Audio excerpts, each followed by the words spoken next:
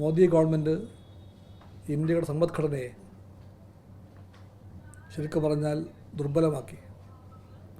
The bank of the nation എന്ന് വിളിക്കപ്പെട്ട ഏറ്റവും പ്രമുഖ ബാങ്കാണ് സ്റ്റേറ്റ് ബാങ്ക് ഓഫ് ഇന്ത്യ.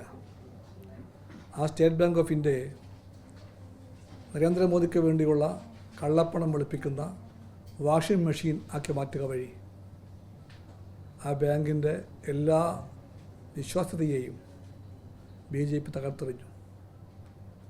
SBIയുടെ മാത്രമല്ല, പൊതുവിൽ ഇന്ത്യൻ ബാങ്കിങ് സിസ്റ്റത്തിൻ്റെ എല്ലാ അസ്ഥിവാരങ്ങളെയും പിടിച്ചുലച്ചുകൊണ്ട് കള്ളപ്പണക്കാർക്ക് വേണ്ടി, അവരുടെ പൊളിറ്റിക്കൽ കസിൻസായ ശക്തികൾക്ക് വേണ്ടി ബാങ്കിങ് വ്യവസ്ഥയെ മുഴുവനും താറുമാറാക്കുന്ന നീക്കത്തിലായിരുന്നു ഈ 10 കൊല്ലവും മോദി ഗവൺമെൻറ്. 10ാമത്തെ കൊല്ലം അതിൻ്റെ ക്ലൈമാക്സ് കണക്കെയാണ് ഇലക്ട്രൽ ബോണ്ടിൻ്റെ സത്യങ്ങൾ ഇന്ത്യ അറിയുന്നത്.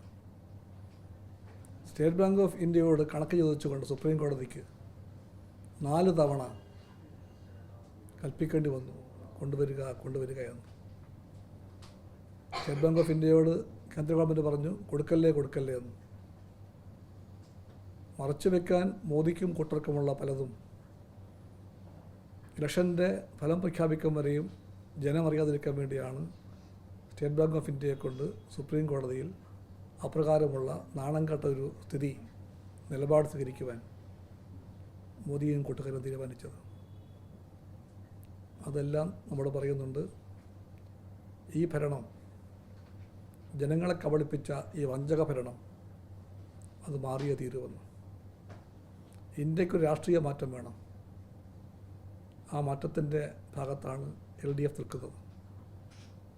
ഇന്ത്യ സഖ്യത്തെ LDF കണ്ടത്, അതിനുവേണ്ടി LDF വാദിക്കുന്നത് ഈ രാഷ്ട്രീയത്തെ ഏറ്റവും ശരിയായി മനസ്സിലാക്കുന്ന പക്ഷം ഇടതുപക്ഷമായതുകൊണ്ടാണ്.